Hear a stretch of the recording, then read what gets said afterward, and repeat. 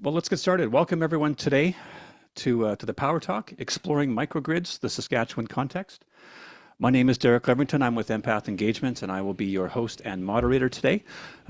Before we continue with the session, Arslan, would you be so kind as to offer a land acknowledgement before we begin? Sure thing, Derek. Thank you. SaskPower's work reaches the ancestral land of many nations. As a Crown utility, we reaffirm our relationship with the peoples of these lands and our shared determination to preserve them for generations to come. At SaskPower, with land acknowledgement, we are encouraged to reflect on what we are doing to support reconciliation. For me, the Indigenous engagement work related to microgrid deployment at Descharmes Lake comes to mind as a good example.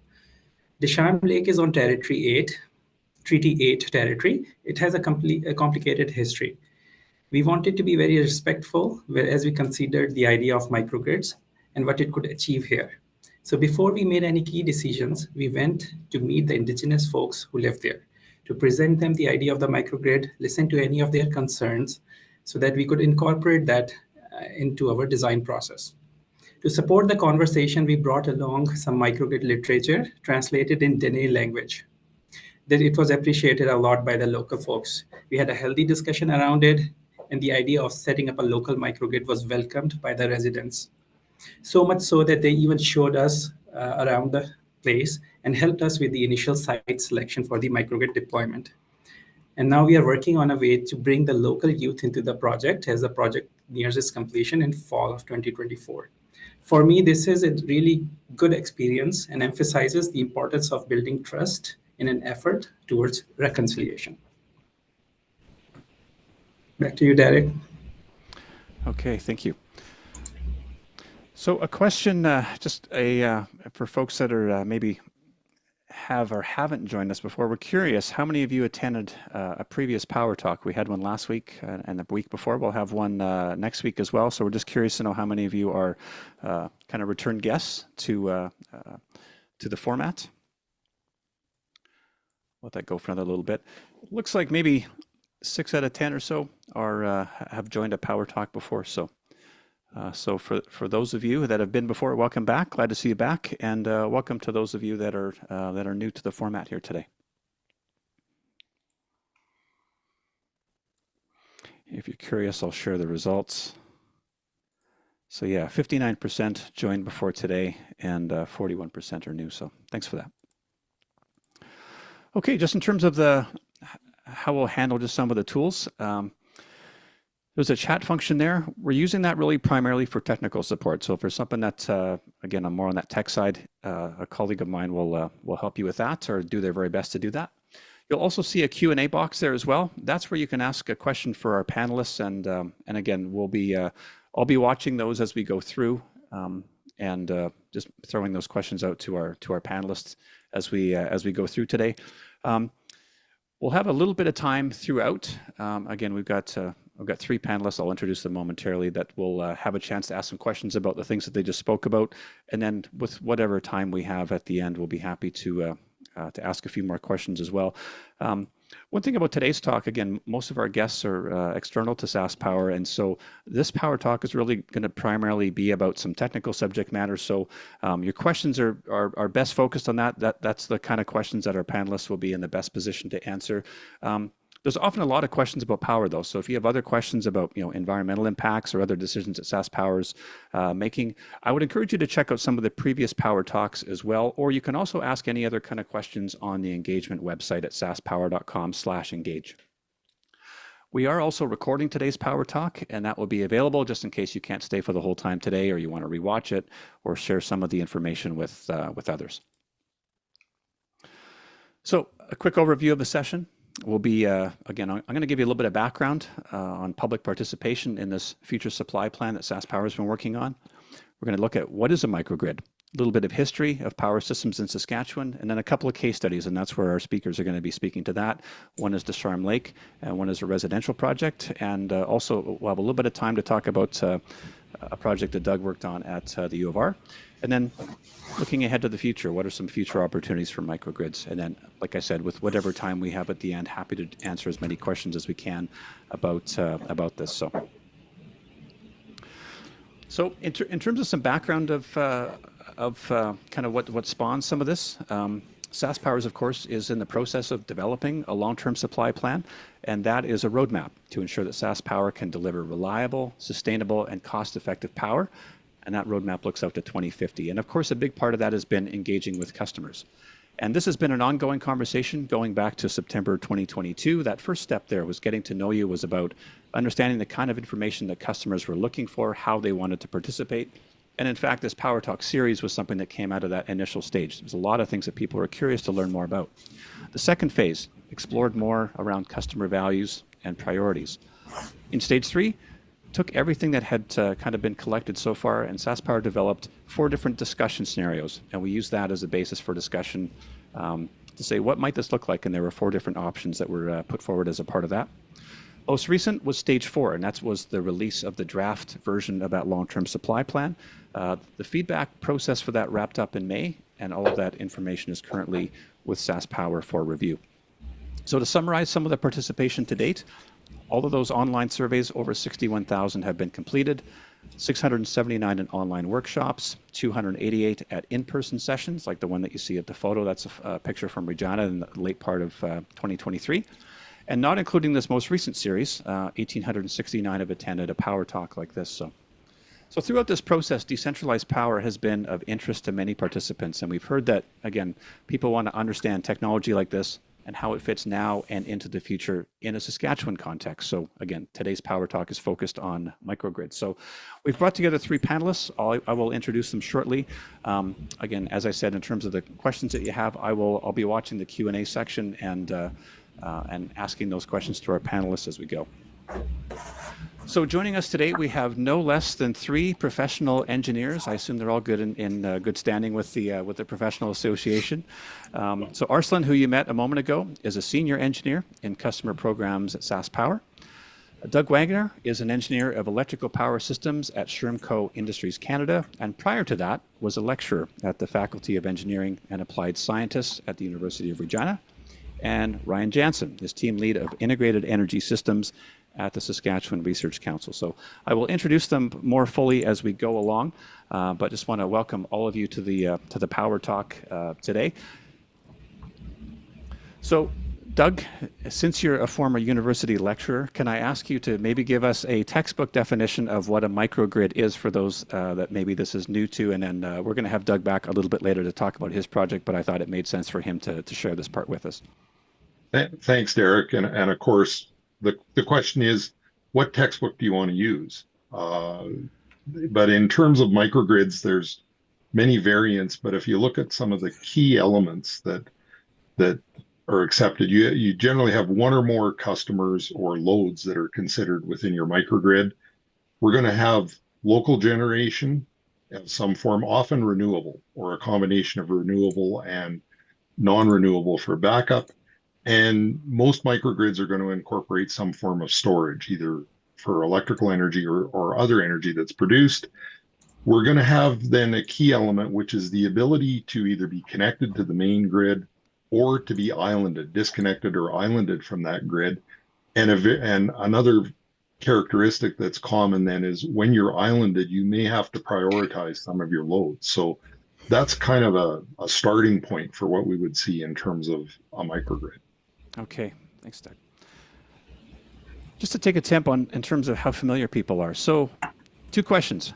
How familiar are you with microgrids? And you'll see this up in the in Zoom there, just on the poll feature. So how familiar are you with microgrids? This is new, somewhat familiar, or you're maybe really into microgrids. So we'll find that out.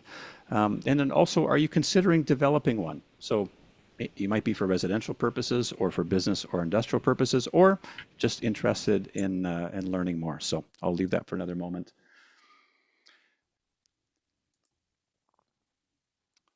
Okay, let's take a look at the results here. Okay, so far it looks like we've got some level of familiarity, kind of 65% somewhat familiar, just under 10% that are kind of avidly following this already, and 26% that it's new. Looks like most so far are just interested in learning more about it. And for those that are considering it, looks like it's more for residential purposes or for business or industrial purposes. So thank you for that. Okay, so what's interesting about this in a way, as we were talking about this, is, a lot of the Saskatchewan power system, of course, effectively started out as islanded microgrids. And I've grabbed a little bit of content here from some history of SaskPower. So, of course, 1890, over a century ago, you have entrepreneurs starting up electrical systems, in cities across Saskatchewan. Regina Light and Power was the first to turn on electric lights in 1890. 1903, again, other communities following along, also private utilities being formed as well. So in 1929, the SaskPower Power Commission, the Saskatchewan Power Commission was formed to integrate these various electrical systems. And by 1937, the corporation owns 15 power plants across the province. By 1939, we've got 2,300 kilometers of transmission lines in place, again, connecting this whole grid together. Go ahead to 1948, 8,800 kilometers of transmission lines serving 1,150 rural customers. And in 1949, it became the Saskatchewan Power Corporation when the Rural Electrification Act was passed. Going ahead a little bit more, 1961, you got 58,000 farms connected to the grid with 90,000 kilometers of line. And up to today, SaskPower has, and you would know the answer to this if you were an attendee at last week's talk, because some of this came up, but 550,000 distribution customers, and to serve all of those, there's 142,000 of distribution lines. So the comparison made there is that's enough to go around the Earth 3.5 times. So that's a lot of electrical line that's been built. So with this, I want to introduce Ryan Jansen. Now we're going to talk a bit about his work at SRC, but to introduce Ryan. Ryan's a professional engineer and the team lead of integrated energy systems at the SRC, with permission to consult in the areas of energy systems and environmental monitoring. Ryan has experience in project management as well as technical expertise in SMRs, microgrids, renewable energy systems, energy storage, remote monitoring systems, and district heating systems. So Ryan, we've reviewed some of this kind of the history of the Saskatchewan grid, and of course I've read about, kind of, because I like following these things. There were various little, wind turbines that were around farms, kind of dotted across, large parts of North America away. But all those things kind of went by the wayside along the way with the advent of rural electrification. Of course, this is decades ago. So from your perspective, why are we talking about microgrids in 2024 if this is where we've come from?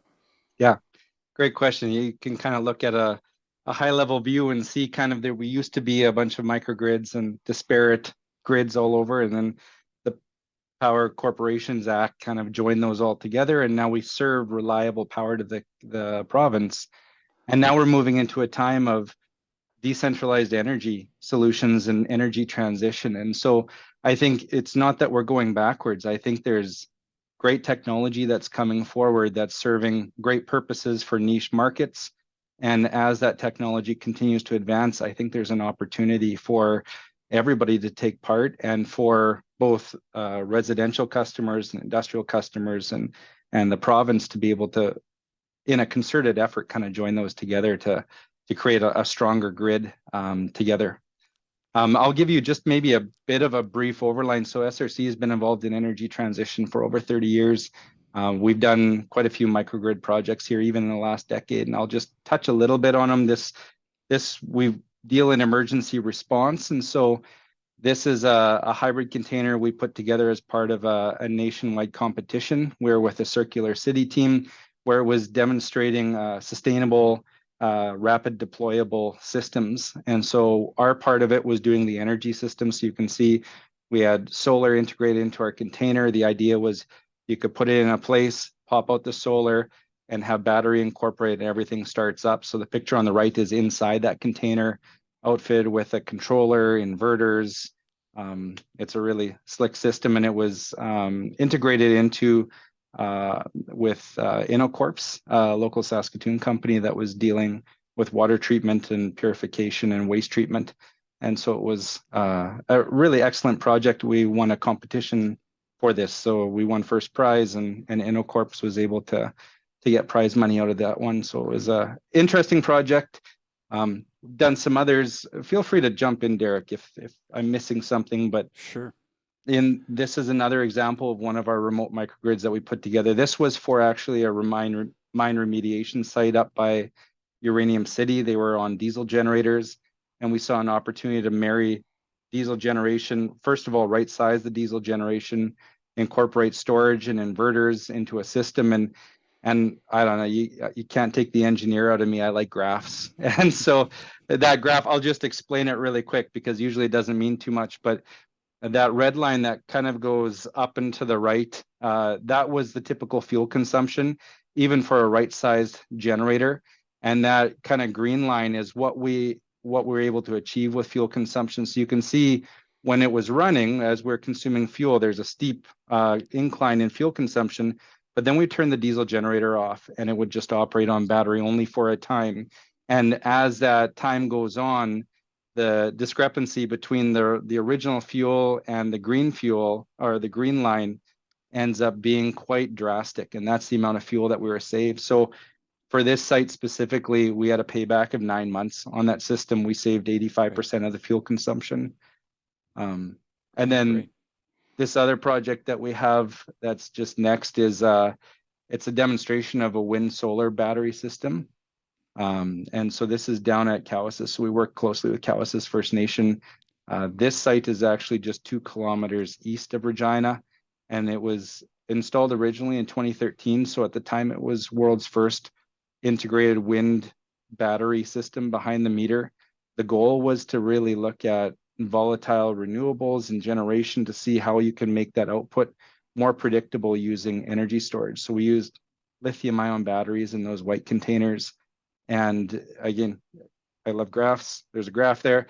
But the idea is with the wind turbine by itself, the power output of the site would have just been the orange line. So it can have drastic rises and falls. Whereas with the energy storage incorporated, we're able to kind of smoothen out some of that. We don't generate more power, of course, but we're able to make it more predictable.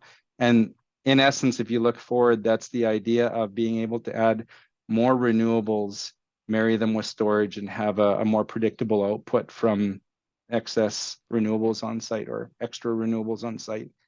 In 2018, we added that solar array that you see. So it, again, became world's first wind solar battery in 2018. We had a 0.5 megawatt of solar at site, and it continues to operate. Great. And that's, and I wasn't aware that a battery was a part of that. I think, I live in the area here, so I think most of us would be familiar with the solar project, but wasn't aware that battery was a part of that. So that's interesting.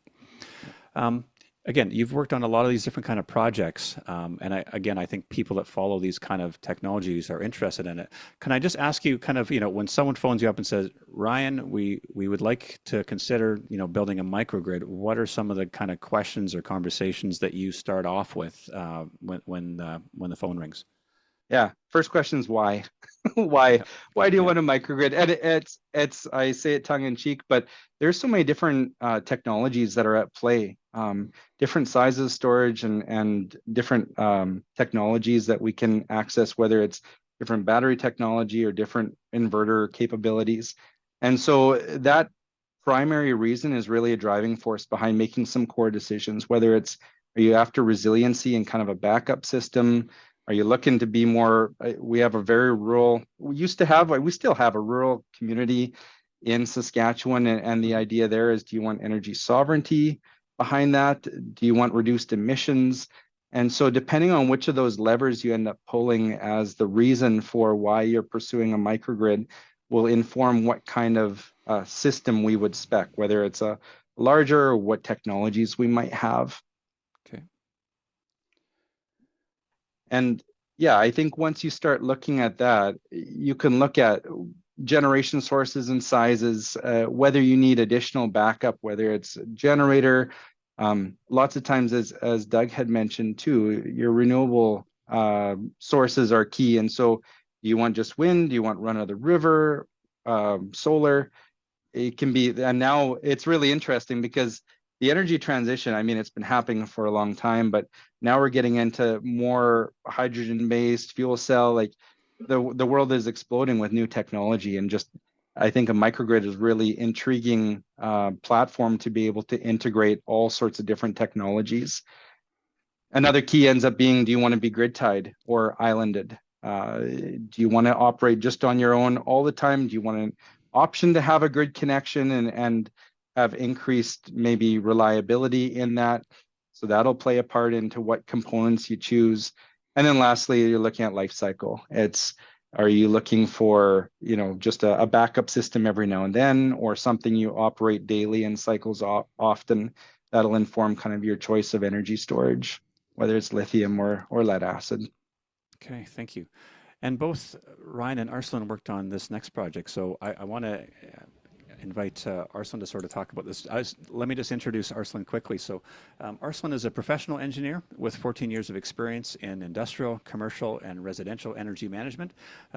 Arslan's background focuses on energy efficiency, renewable energy, and building retrofit projects. He also has expertise on power generation projects such as net metering and microgrids. So welcome back, Arslan. I think we'll kind of get you to lead sort of this part of the project talking about Descharmes Lake.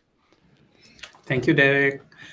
So SaskPower is in the process of constructing a microgrid at Descharmes Lake. So Descharmes Lake is basically a northern community, very remote area. It's 700 kilometers from Saskatchewan if you drive up north, about 75 kilometers east of Alberta border. This community is served by a line which runs from La Loche to Descharmes Lake. This line is 96 kilometer long, and that gravel road is 96 kilometer long. So the line just runs along the gravel road. That picture you see on the right is basically the entire community. And there are residents over there, which vary depending upon the time of the year. Sometimes there are more, sometimes there are less. And they are very transitional. So they move around, basically. And there are about 15 buildings. 6 to 8 of them are houses, but there are specific use case buildings such as a mechanic garage, a rink, which is out of commission, and a satellite connected Wi-Fi station, which provides open Wi-Fi to the community, and 3 street lights. The community altogether, all these buildings together represent about 30 kilowatt of peak load. And it brings about $30,000 in revenue to SaskPower. This line is a single phase line. As you can see, it's barely visible, but where the arrow is pointing, that's the line, the single phase line running along the gravel road going to Descharmes Lake. It's a 14.4 kV line. In the next picture, you will see that that line goes through vegetation.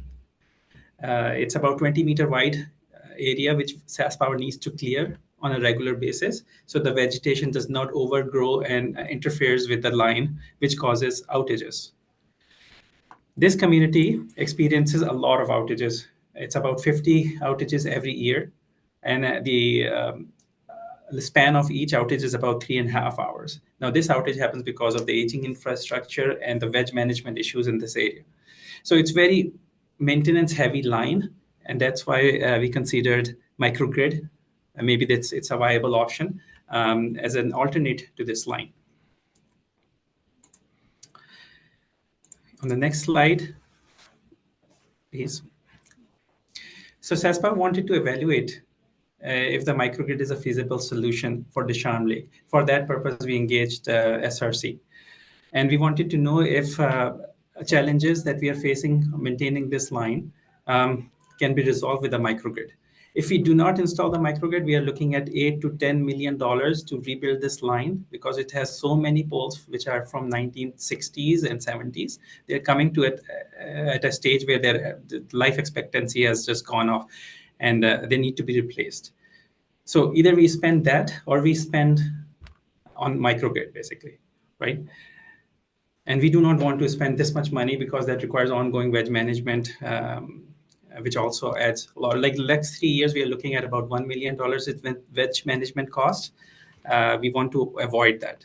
So SaskPower decided to partner with SRC because they have the experience in the province setting up microgrids, both online and also in island mode.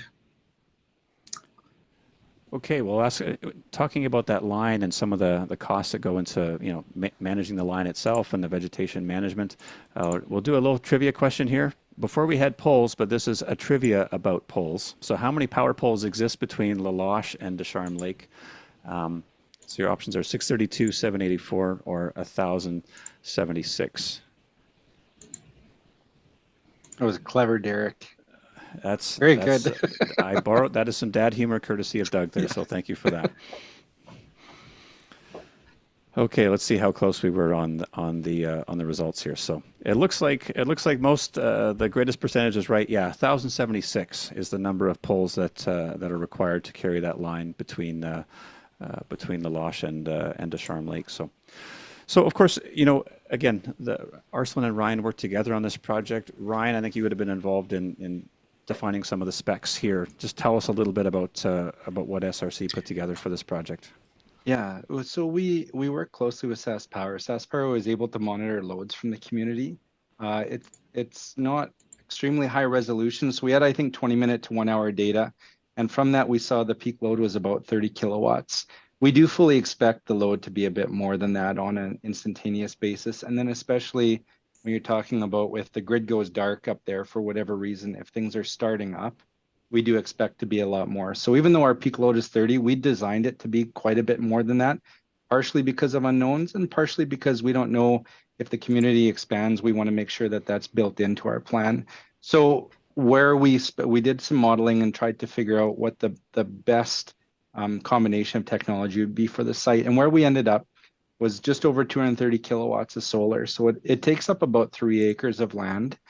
We're putting in almost a half megawatt hour of battery storage. So we chose a lithium ion type for that because we're going to be cycling it quite a bit.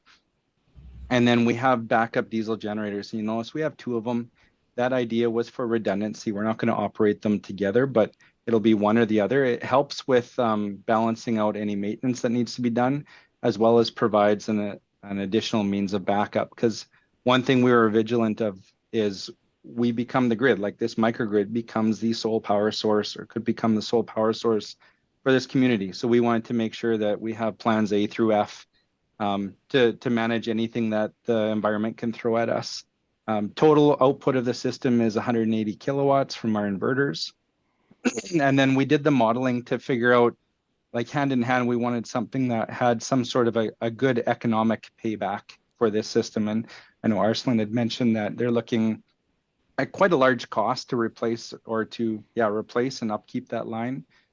But we wanted something that had a good financial payback. So the estimated cost of this system is about $2.5 million all in. The levelized cost of energy ends up being quite a bit less than what is being spent right now. And the key to that is a large portion ends up being provided by our solar system. And so the solar battery over the course of the year can make up almost 80% of the total community's load, which I mean, functionally from about March through November, the solar and the battery system should be able to supply all the community's load. It's only when you get into the depths of winter, and we know how nasty Saskatchewan winters can be, cold. You get into December, January, where you might have a storm for a week or two and cloud. And so that's when our diesel will kick in. And even when it does, it'll only run about half the time because it'll charge the batteries up and then turn off and continue operating. So overall, we expect some amount of fuel consumption. That fuel, I should just quickly mention too, could be offset by, say, using renewable diesel or different. It doesn't have to be just diesel. We are using diesel generators, and that GHG intensity factor ends up being approximately half of what the grid is right now. So even with the diesel and everything in, we end up being fairly efficient on our GHG emissions. Okay. On the diesel side, again, you mentioned biodiesel. I don't think diesel has maybe the reputation of being the cleanest other option. So it's one of these things that it's kind of a necessity to provide the reliability side. Just a question. I mean, are there other alternative fuels? Is gasoline cleaner than diesel? Or is diesel there because it's kind of a typical fuel used for these kind of bulk applications? Or are there why diesel maybe versus it's a great question. I know diesels, they have a great longevity associated with them compared to, say, a gasoline generator or a propane generator. And so that's partly why we used it, is we wanted something really robust. And so we went with diesel. Also, anything that's operating in the north that's off grid of any size will typically have diesel generation. So there's expertise in the north already and in this community for being able to service and operate diesel generators. So that was part of the reason for that. Okay, that makes sense. I would say that there is no natural gas in that area. It's too far north. So that's why you have to use diesel, basically. Okay. Arso, maybe can you maybe tell us a little bit about just some of the, kind of the discussions or kind of where this Sure. went in terms of talking with the community? Yes. So the whole reason we are choosing microgrid solution is basically we do not want to rebuild that line, right? We are hoping that microgrid will be a self-sufficient energy source which will power the community, and it will be sufficient to power it. And eventually we want to salvage that line and basically eliminate the need for all that money that otherwise would be spent $8 to $10 million per plus wedge management cost. So the microgrid design that we have selected, we wanted it to be greener than the system emissions of SaskPower, like the entire system emissions. So today, in the fall of 2024, when this is up and running, the emissions from this microgrid will be half of SaskPower's overall system emissions. We have designed it to match the performance of overall system emissions as they will be in 2028. After that, coal will go offline, so SaskPower's overall emissions will be less than than today's microgrid design. But at that point, we can make that decision if we want to introduce biodiesel, maybe up the size of battery or the solar panels to make it even more greener. But for now, it will outperform the overall SaskPower's emissions.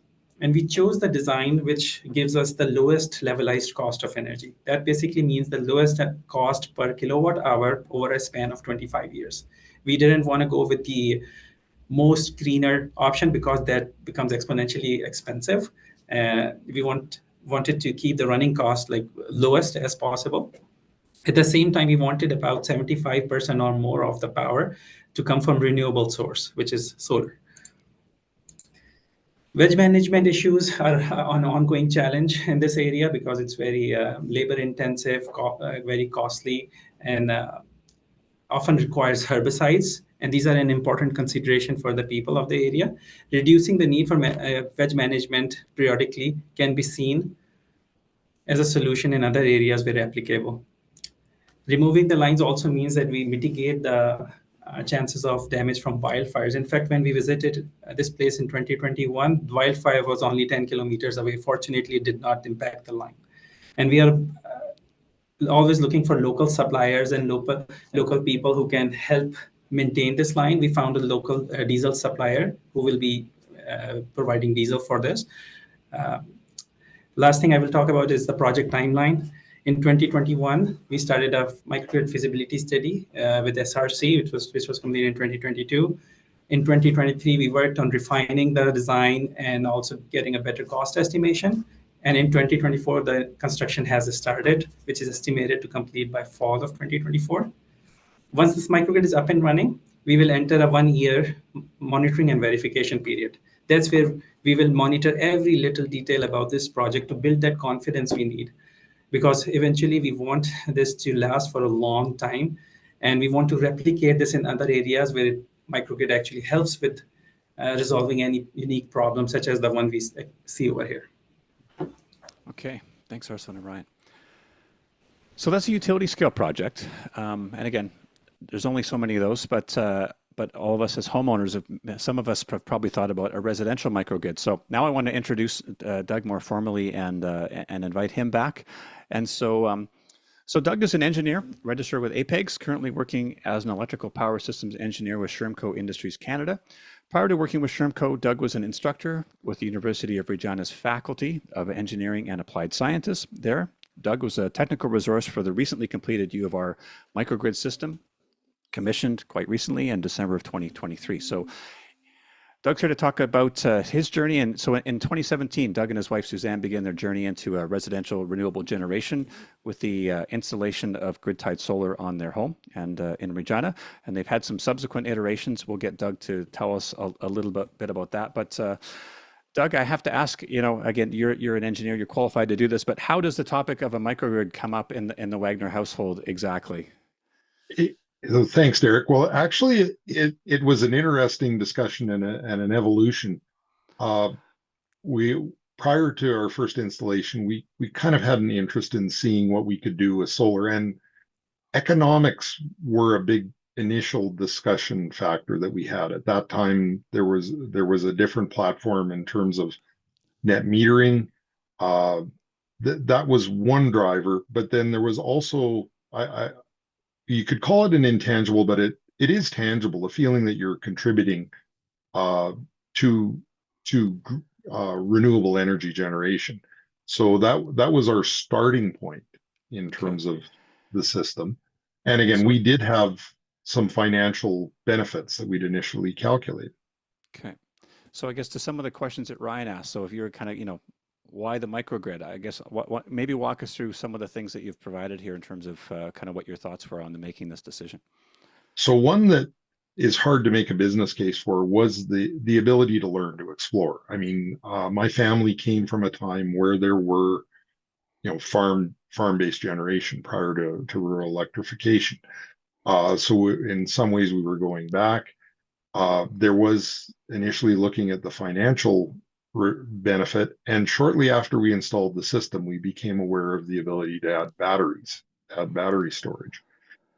That tied in with a personal decision that our household had, which was that we had a low tolerance for outages. I mean, SaskPower does a phenomenal job maintaining the grid we have in Saskatchewan overall, but as an individual customer, having a multi-hour outage everyone has a different threshold for that. We wanted some form of backup. And it was really an analysis of looking at batteries versus adding a generator and a switching system that led us to, okay, we're going to be adding some battery storage.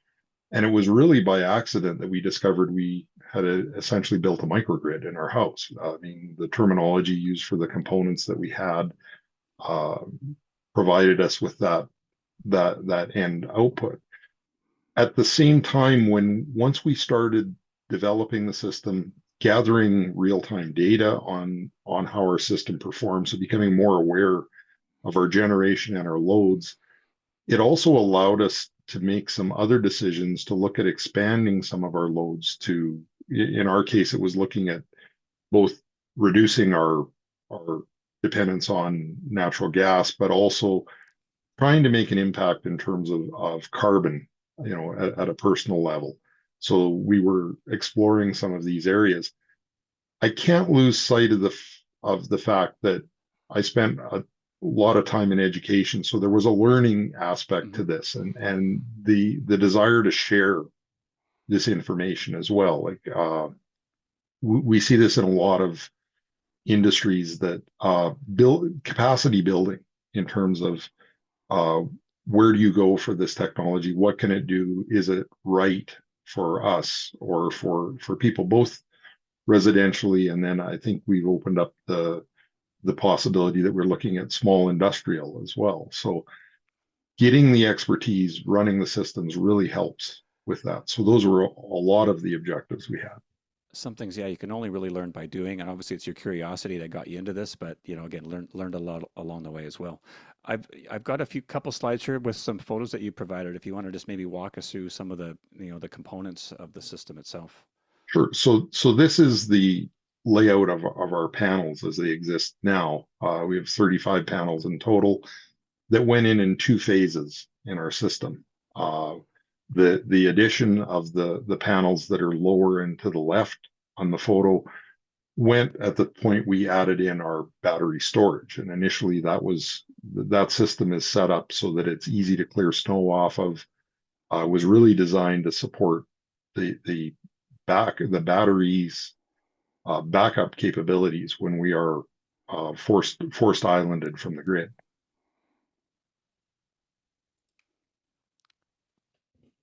And then we have again really 5 batteries. The larger battery that's shown here holds 3 single units, which have the capacities that are shown on the slides. We had put the initial battery in, the large battery, and added 2 additional batteries. We have the capability to expand this, but this took us to the size we have now. So we have about 17 kilowatt hours of energy storage and about 7.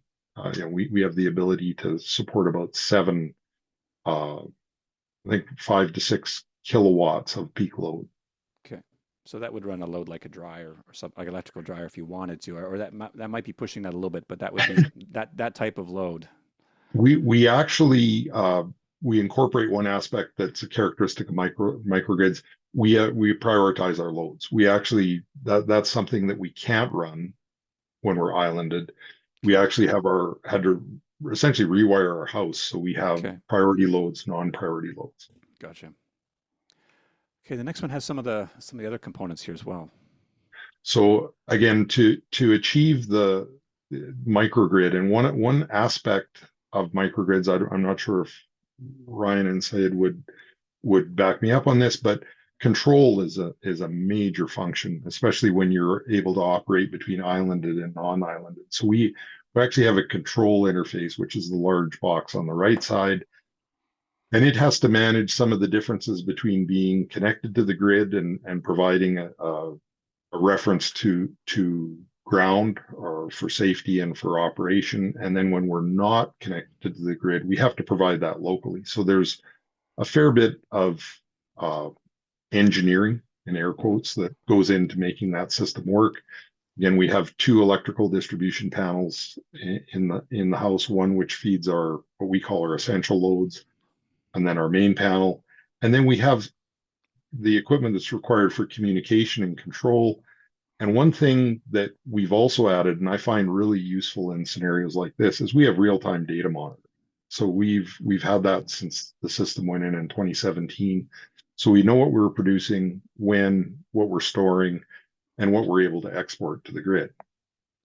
Okay, and I've got a couple of slides that you've shown here of some of the kind of monitoring. Do you want to kind of maybe just walk us through this? Looks like this is kind of a day in the life of the Wagner grid here. This was a day in the life yeah. in October last year. So it's basically showing, if we start on the left-hand side of the graph, we're seeing the dotted blue line is showing the discharge of our battery.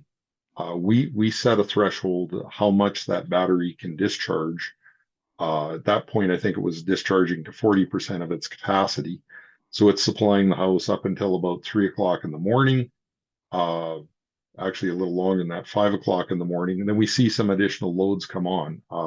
We had installed an air source heat pump, so we're seeing the electrical load from the heat pump added in. We're also charging plug-in electric hybrid.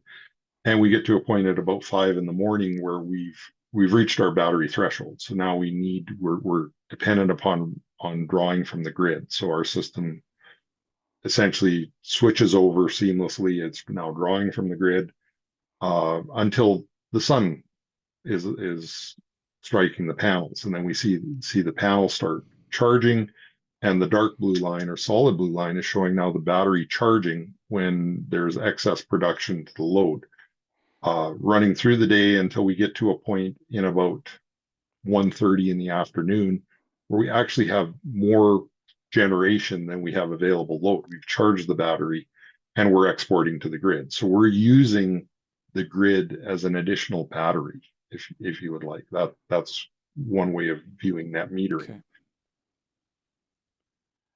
Okay, I should mention that this mode just applies for any of the modes, but we're selecting a mode which is to minimize the amount of energy we draw from SaskPower. We can operate in other modes as well.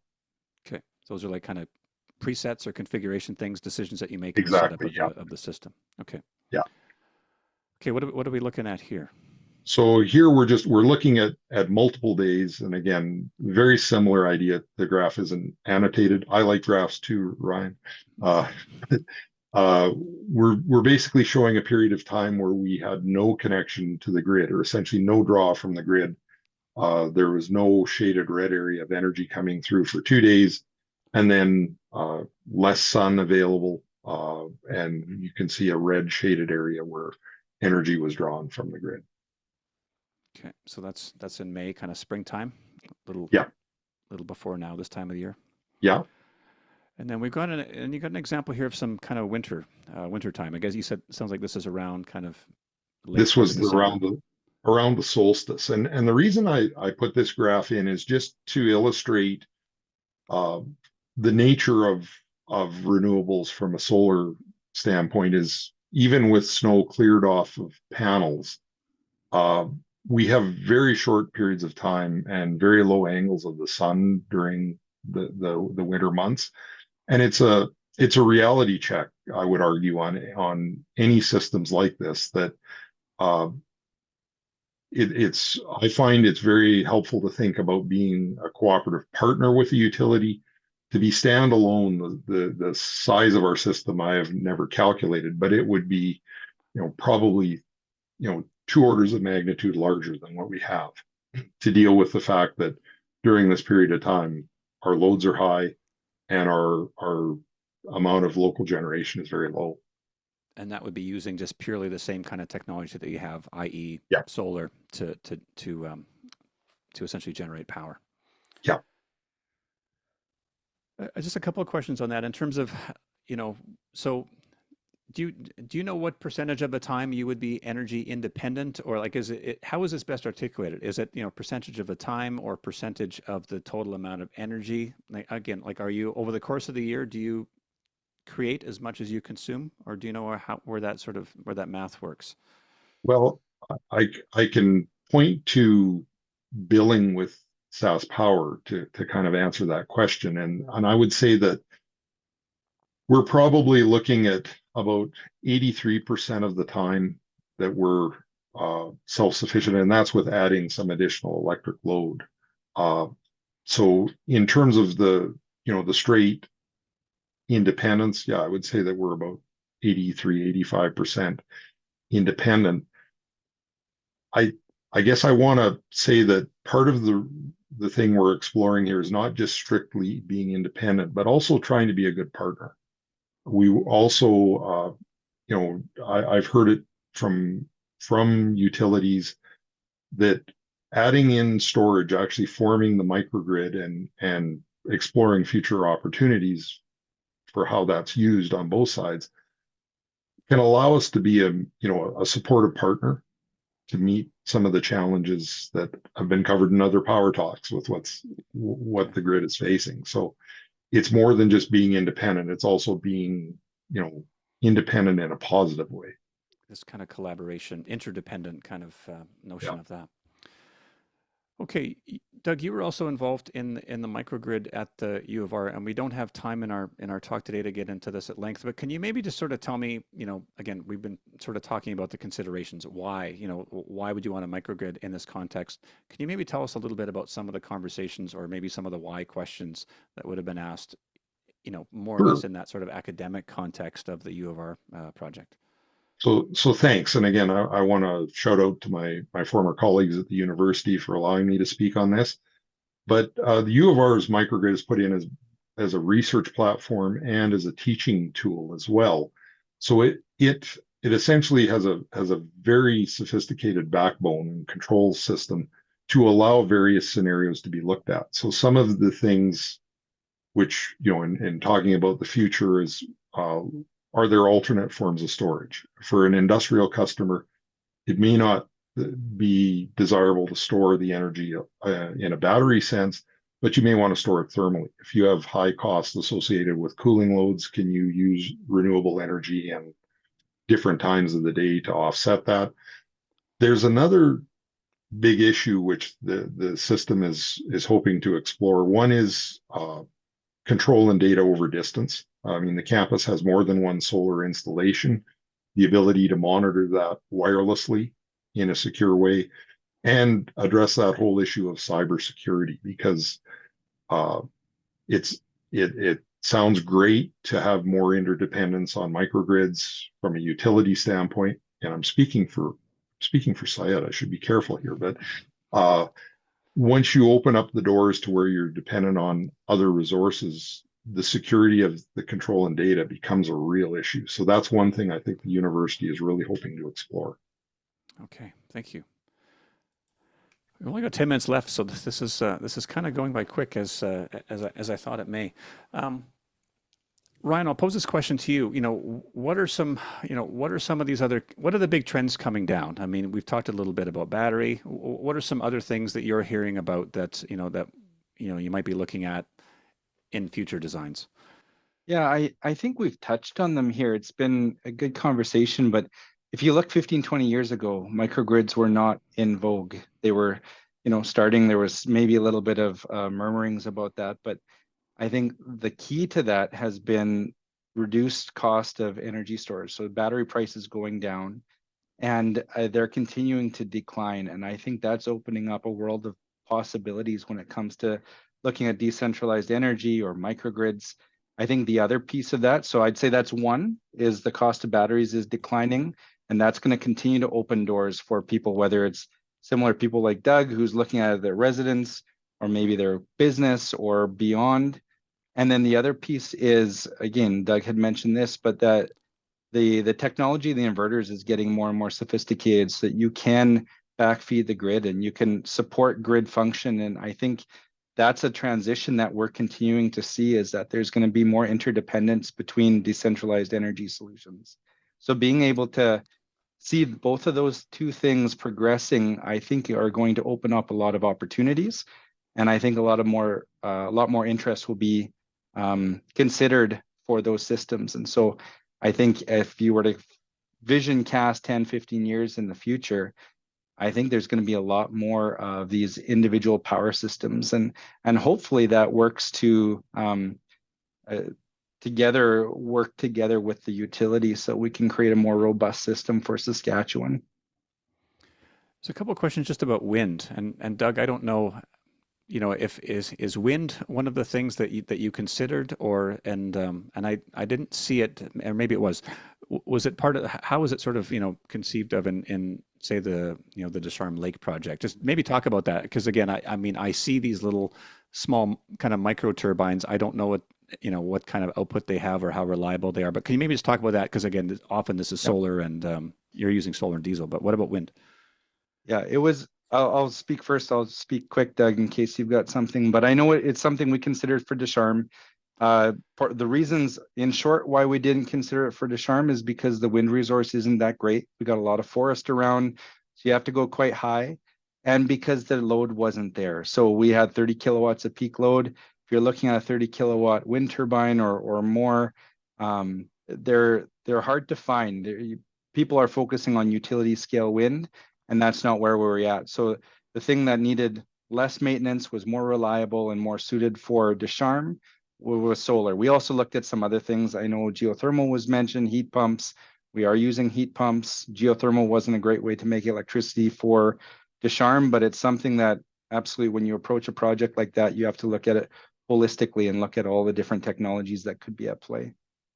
Ryan, are there small scale geothermal? I know that like SaskPower has a partnership with Deep Technologies. I think that's obviously, I would assume it's larger if it's being discussed in a utility context. But is there kind of micro nano geothermal as an option in terms of electricity generation? Right. So that was the key. In terms of electricity, not so much, especially not in Saskatchewan.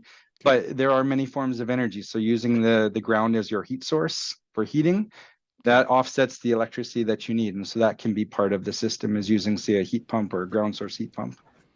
Okay.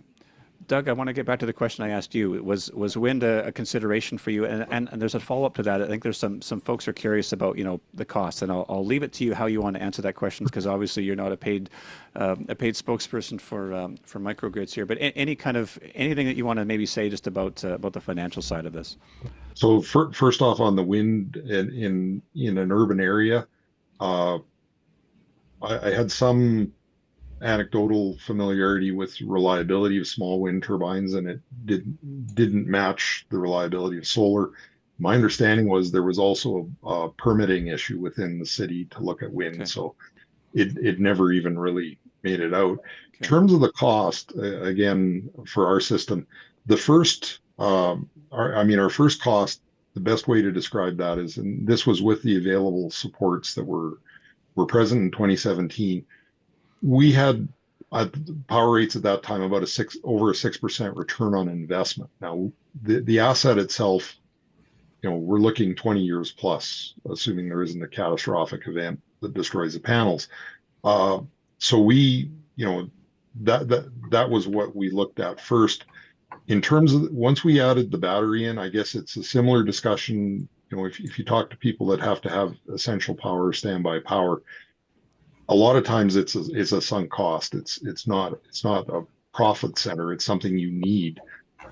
We incurred a lot of extra costs because we had to do some things twice, just to maintain compatibility between inverters. We didn't know that till we built the system. We learned as we went, as did our partners that were installing it. So uh, is there strictly a financial reason to do this? No. I would say it's hard to justify at a residential level, although our costs, if we did it all over again, would not be as high as they were. I think that changes when you get into, obviously Ducharme Lake, there's a strong business case. And even for some industrial customers, I think there can be valid business cases. Okay.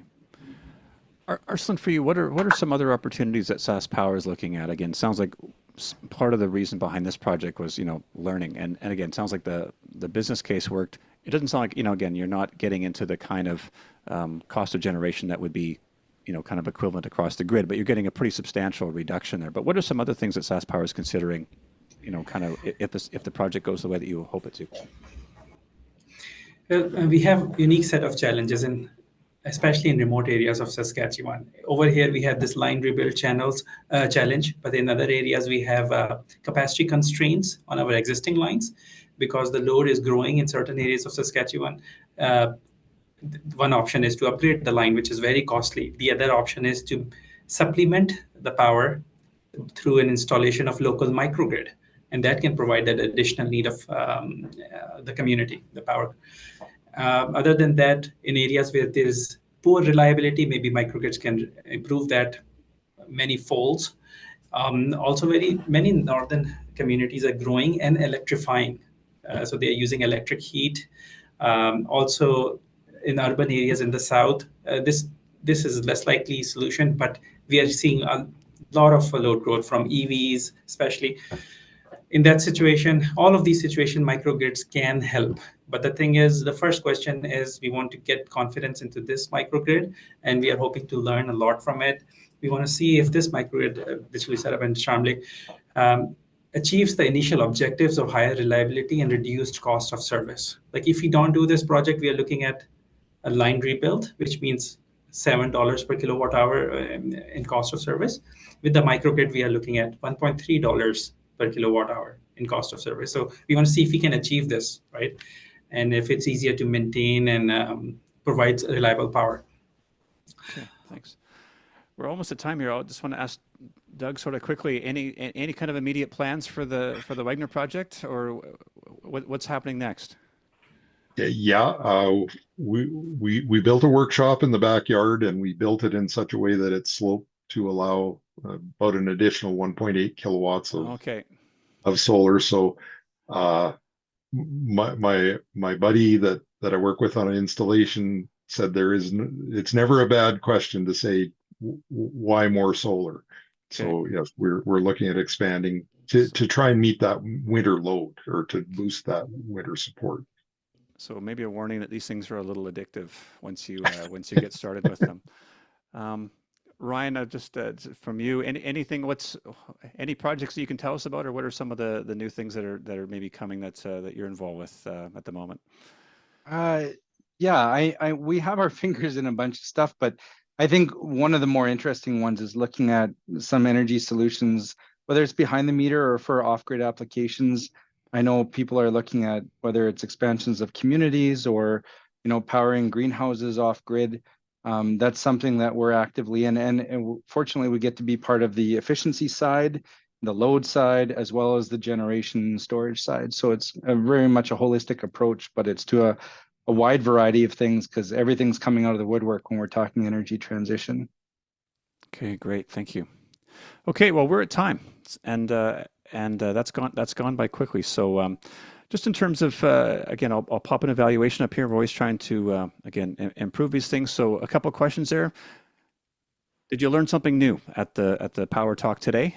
Just overall rating on quality. How would you rate it? 1 to 5. And then another question: would you attend another Power Talk event? And so I'll say, yeah, I know there were definitely some questions that we didn't get time to today, but again, we had great to have Doug, Ryan, and Arslan with us to bring some of their experience and knowledge. And it's just great to actually have sort of worked on some of these things, because you just, as as Doug talked about, you learn so much by doing. So yeah, if you can fill out that poll. We've got one more Power Talk coming up next week. That's on hosting renewable projects and large-scale wind and solar in our communities, and that's same time next week. So if you haven't registered, please go ahead and do that. It'd be great to see you back, and that'll be the last one in this series. So anyway, on behalf of everyone at SaskPower and our panelists, again, thanks so much for attending today. Hope you learned something new, and hope to see you at a Power Talk again in the future. Thanks, everyone.